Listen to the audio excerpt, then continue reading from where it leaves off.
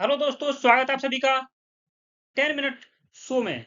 इस वीडियो में हम लोग स्टैटिक जीके महत्वपूर्ण प्रश्नों का विश्लेषण करेंगे, व्याख्या सहित प्रश्नों का विश्लेषण करेंगे। चैनल को सब्सक्राइब करें, बेल आइकन को प्रेस कर लें ताकि हमारे आने वाले हर वीडियो की नोटिफिकेशन पहुंचती रहे। चलिए शुरू करते हैं। पहला क्वेश्चन है, निम्न में से 1857 की क्रांति का तात्कालिक कारण क्या था? 1857 की क्रांति की शुरुआत 1857 की क्रांति की शुरुआत 10 मई 10 मई 1857 को मेरठ उत्तर प्रदेश से हुई थी। मेरठ उत्तर प्रदेश से 10 मई 1857 को 1857 क्रांति की शुरुआत हुई थी। इसे प्रथम प्रथम स्वतंत्रता संग्राम भी कहा जाता है। प्रथम स्वतंत्रता संग्राम कहा जाता है 1857 की क्रांति को। सही आंसर है ऑप्शन सी, चर्बी वाले कारतूस 1857 की क्रांति का तात्कालिक कारण था। 1857 में ईस्ट इंडिया कंपनी ने नई एनफील्ड राइफल सैनिकों को दी थी। इस राइफल में कारतूस खोलने के लिए इस राइफल में प्रयोग होने वाले कारतूसों को खोलने के लिए मुंह से कारतूसों को काटना होता था। इनमें गाय की चर्बी, जो कि हिंदुओं के लिए पवित्र गाय की चर्बी से इन कारतूसों का निर्माण किया जाता था, और मुसलमानों के लिए सुअर, जो कि मुसलमानों के लिए हराम निषिद्ध है। इनमें कारतूसों में गाय और सुअर की चर्बी का प्रयोग किया जाता था, इसलिए यह तात्कालिक कारण था, चर्बी मिले कारतूस। इससे हिंदू और मुस्लिम की धार्मिक भावना को आहत पहुंचती थी, इसलिए 1857 को 10 मई 1857 को मेरठ से इस क्रांति की शुरुआत हुई थी। सैनिकों ने विद्रोह किया था मेरठ से। 1857 की क्रांति के प्रमुख कारण, जिनमें से पहला है राजनैतिक कारण। राजनैतिक कारण डलहौजी की हड़प नीति, डॉक्ट्राइन ऑफ लैप्स, यह राजनैतिक कारण है। दूसरा है बहादुर शाह जफर को अंतिम मुगल शासक घोषित करना और भारतीय रियासतों को ब्रिटिश शासन में मिलाना, यह राजनैतिक कारण थे। दूसरा है सामाजिक और धार्मिक कारण। इसमें सती प्रथा का उन्मूलन किया जाना और विधवा पुनर्विवाह कानून को लागू करना, यह सामाजिक और धार्मिक कारण था। नेक्स्ट है भारतीय संस्कृति में दखल देना और धर्म परिवर्तन का डर बना रहना। तीसरा है आर्थिक कारण। इसमें जमींदारी प्रथा और भारी लगान यह आर्थिक कारण है। दस्तकारों और कारीगरों को नुकसान पहुंचना, ब्रिटिश माल की भरमार से देसी व्यापार की बर्बादी, यह प्रमुख आर्थिक कारण है। नेक्स्ट है सैन्य कारण। इसमें भारतीय सैनिकों के साथ भेदभाव किया जाता था, वेतन में असमानता, वेतन भारतीय सैनिकों को कम वेतन प्रदान किया जाता था, और नई एनफील्ड राइफल में चर्बी लगे कारतूस जिसमें गाय और सुअर की चर्बी का प्रयोग किया जाता था, सीधा धार्मिक अपमान था। यह प्रमुख 1857 क्रांति के प्रमुख कारण हैं। 1857 की क्रांति के प्रमुख नेता क्षेत्रवार, दिल्ली से दिल्ली से बहादुर शाह जफर ने नेतृत्व किया था। झांसी से रानी लक्ष्मीबाई ने नेतृत्व किया था। कानपुर से नाना साहब और तात्या टोपे ने, अवध लखनऊ से बेगम हजरत महल और बिहार से कुंवर सिंह ने नेतृत्व किया था, और फैजाबाद, जिसे अयोध्या के नाम से जाना जाता है वर्तमान में, अयोध्या उत्तर प्रदेश से मौलवी अहमदुल्ला ने नेतृत्व किया था। 1857 की क्रांति की असफलता के कारण। 1857 की क्रांति असफल क्यों रही, इसके प्रमुख कारण पे विचार विमर्श करते हैं। एकता और संगठन का अभाव, आधुनिक हथियारों की कमी, नेक्स्ट है अंग्रेजों की बेहतर कूटनीति और संचार व्यवस्था के कारण यह क्रांति असफल रही। पंजाब, हैदराबाद जैसी रियासतों ने साथ नहीं दिया था, कोई राष्ट्रव्यापी नेतृत्वकर्ता नहीं था, इसीलिए यह क्रांति असफल रही थी। इसके परिणाम रिजल्ट्स क्या हुए? ईस्ट इंडिया कंपनी का अंत हो गया 1858 में। 1858 में शासन सीधे ब्रिटिश क्राउन के अधीन चला गया। भारत शासन अधिनियम 1858 लागू किया गया। गवर्नर जनरल अब वायसराय बन गया था। 1857 क्रांति के बाद गवर्नर जनरल के पद को स्थान पर वायसराय नियुक्त किया जाने लगा। ब्रिटिशर्स ने बांटो और राज करो की नीति को और अधिक मजबूत किया था। नेक्स्ट है, गौतम बुद्ध ने अपना प्रथम उपदेश कहाँ दिया था, जिसे धर्म चक्र प्रवर्तन कहा जाता है? गौतम बुद्ध ने बौद्ध धर्म की स्थापना की थी। गौतम बुद्ध ने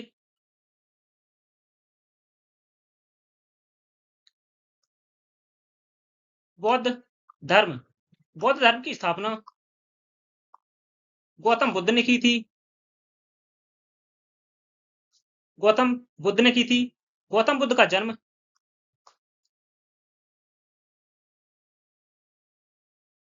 गौतम बुद्ध का जन्म 563 ईसा पूर्व में हुआ था। इनका वास्तविक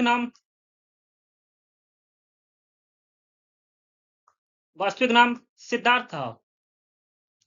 गौतम बुद्ध का वास्तविक नाम सिद्धार्थ था।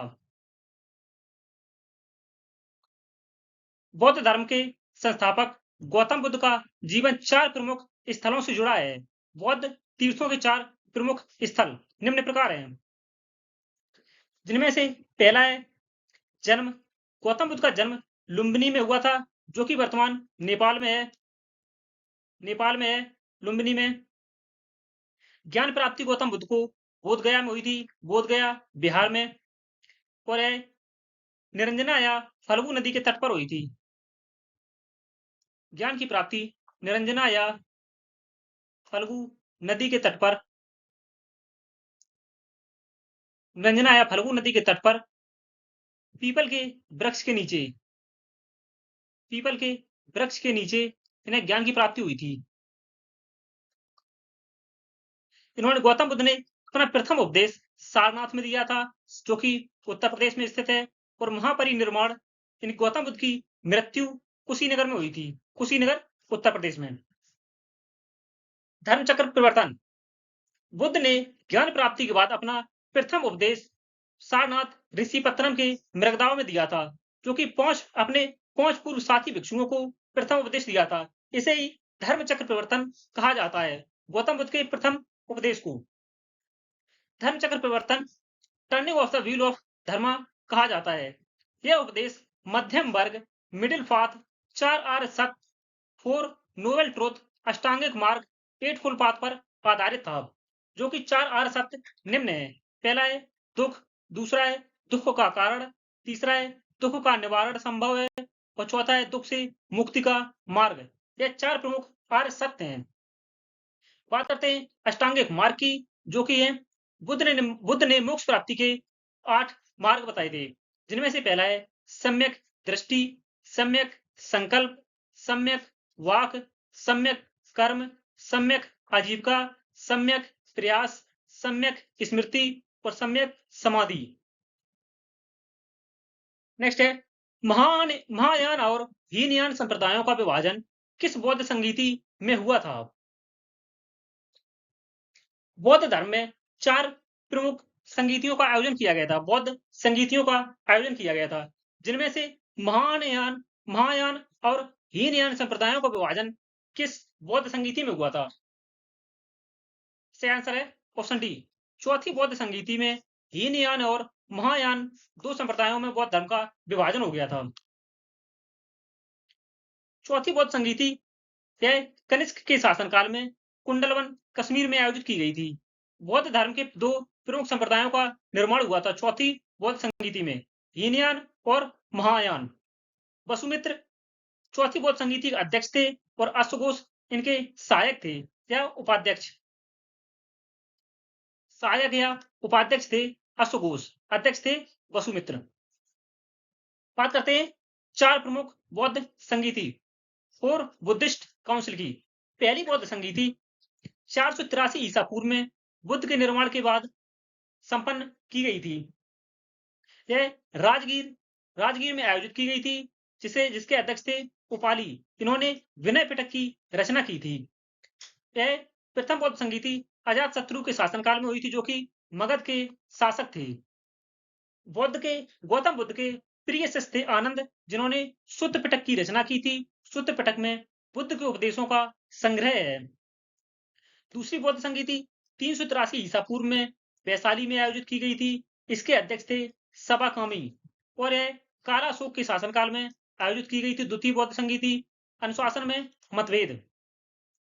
तीसरी बौद्ध संगीति 250 ईसा पूर्व में पाटलिपुत्र में आयोजित की गई थी। मोगलीपुत्र तिस इसके अध्यक्ष थे और यह अशोक महान के शासनकाल में आयोजित की गई थी। तृतीय बौद्ध संगीति। चौथी बौद्ध संगीति यह 72 ईसा पूर्व में आयोजित की गई थी कुंडलवन विहार कश्मीर में और इसके अध्यक्ष थे वसुमित्र और इसके सहायक थे अशोघोष। यह कनिष्क कुषाण वंश के शासक कनिष्क के शासनकाल में चौथी बौद्ध संगीति आयोजित की गई थी। इसी बौद्ध संगीति में महायान और हीनयान में बौद्ध धर्म का विभाजन हो गया था। नेक्स्ट है अकबर ने अपने दरबार में कितने नवरत्नों को शामिल किया था? सही आंसर है ऑप्शन सी। अकबर ने अपने दरबार में 9 रत्नों को शामिल किया था जो कि निम्न प्रकार हैं। अकबर के 9 रत्न जिनमें से पहले हैं बीरबल। बीरबल यह हास्य विनोद और नीति ज्ञान में विशेषज्ञ थे। दूसरे हैं अबुल फजल। इनकी विशेषता थी यह इतिहासकार थे जिन्होंने अकबरनामा की रचना की थी। अबुल फजल ने। तीसरे हैं फैंजी। यह कवि और अबुल फजल के भाई थे फैंजी। नेक्स्ट है राजा टोडरमल। राजा टोडरमल यह अकबर के शासनकाल में राजस्व मंत्री थे। राजा टोडरमल। राजा मानसिंह यह सेनापति थे अकबर के। तानसेन यह अकबर के दरबार में संगीतज्ञ थे। अब्दुल रहीम खाने खाना यह हिंदू और उर्दू कवि थे। अब्दुल रहीम खाने खाना। मुल्ला दो प्याजा यह दरबारी विद्वान थे और फकीर अजीउद्दीन यह धार्मिक सलाहकार थे अकबर के। मुगल वंश। मुगल वंश के बारे में चर्चा करते हैं। मुगल वंश की स्थापना बाबर ने की थी। बाबर का शासनकाल था 1526 से 1530 के मध्य। बाबर ने पानीपत की लड़ाई लड़ी थी जो कि इब्राहिम लोदी को हराया था पानीपत की पहली लड़ाई में। यह 1526 में पानीपत का प्रथम युद्ध हुआ था इब्राहिम लोदी के मध्य। इब्राहिम लोदी को इसमें हार का सामना करना पड़ा था। तभी मुगल साम्राज्य की स्थापना की थी बाबर ने 1526 में। बाबर के पुत्र थे हुमायूं। इन्होंने 1530 से 1540 तक और उसके बाद में शेर शाह सूरी ने इन्हें हराया था 1540 में बिलग्राम कन्नौज के युद्ध में। पुनः यह 1555 से 1556 के मध्य में दोबारा पुनः शासक बने थे। हुमायूं के पुत्र हैं अकबर। इन्होंने 1556 से 1605 ईस्वी तक शासन किया। यह मुगल काल के सबसे महान शासक थे अकबर। इन्होंने दीन इलाही धर्म की स्थापना की थी। नवरत्न अकबर के शासनकाल में ही थे। नीति आधारित शासन लागू किया था अकबर ने। नेक्स्ट है जहांगीर। इन्होंने 1605 से 1627 तक शासन किया। यह न्यायप्रिय शासक थे और नूरजहां का प्रभुत्व इन्हीं के काल में था।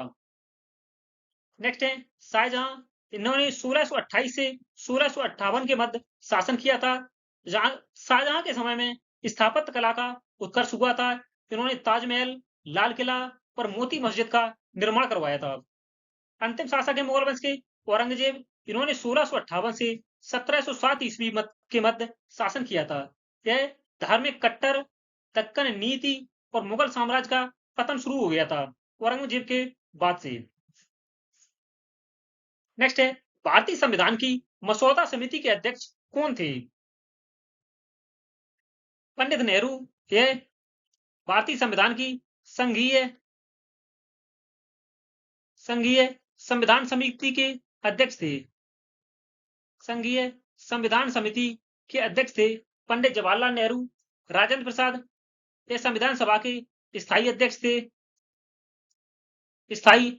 थे और यह भारत के प्रथम राष्ट्रपति भी बने थे डॉक्टर राजेंद्र प्रसाद। डॉक्टर भीमराव अंबेडकर यह सही आंसर है ऑप्शन सी। यह संविधान समिति के भारतीय संविधान के मसौदा समिति ड्राफ्टिंग कमेटी के अध्यक्ष थे। ड्राफ्टिंग कमेटी के अध्यक्ष थे। ड्राफ्टिंग कमेटी के अध्यक्ष थे डॉक्टर भीमराव अंबेडकर। सच्चिदानंद सिन्हा यह भारतीय संविधान के अस्थायी अध्यक्ष थे। स्थायी अध्यक्ष थे डॉक्टर राजेंद्र प्रसाद। भारतीय संविधान की मसौदा समिति drafting committee of Indian constitution का गठन 29 अगस्त 1947 को हुआ था। इसमें कुल 7 सदस्य थे और इसके अध्यक्ष थे डॉक्टर भीमराव अंबेडकर। बात करते हैं ड्राफ्टिंग कमेटी की।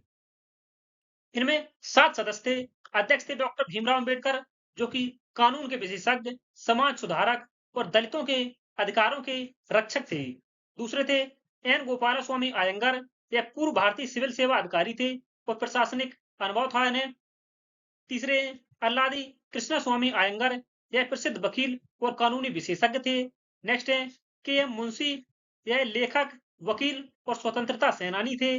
नेक्स्ट है मोहम्मद सादुल्ला, यह असम के पूर्व मुख्यमंत्री और मुस्लिम समुदाय का प्रतिनिधित्व किया था मोहम्मद सादुल्ला ने। नेक्स्ट है बी एल मित्तल या बी एल मित्र, यह कानूनी विशेषज्ञ थे, बाद में इन्होंने इस्तीफा दे दिया था। नेक्स्ट है डीपी खेतान, डीपी खेतान यह उद्योगपति और कानूनी विशेषज्ञ थे, इनका बाद में निधन हो गया था। बीएल मित्र के स्थान पर एन माधव राव को नियुक्त किया गया था और डीपी खेतान के स्थान पर टीटी कृष्णमाचारी को इस समिति में शामिल किया गया था। भारतीय संविधान निर्माण हेतु कुल 13 समितियां बनाई गई थी, जिनमें सबसे महत्वपूर्ण समिति थी मसौदा समिति ड्राफ्टिंग कमेटी। इसका गठन 29 अगस्त 1947 को हुआ था। भारतीय संविधान के निर्माण में 2 वर्ष 11 माह और 18 दिन का समय लगा था।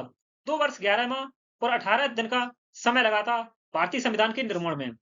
डॉक्टर अंबेडकर को उनकी कानूनी समझ, सामाजिक दृष्टिकोण और स्पष्ट विचारों के कारण अध्यक्ष बनाया गया था। धन्यवाद दोस्तों। वीडियो अच्छा लगा हो तो लाइक, शेयर और सब्सक्राइब जरूर करें।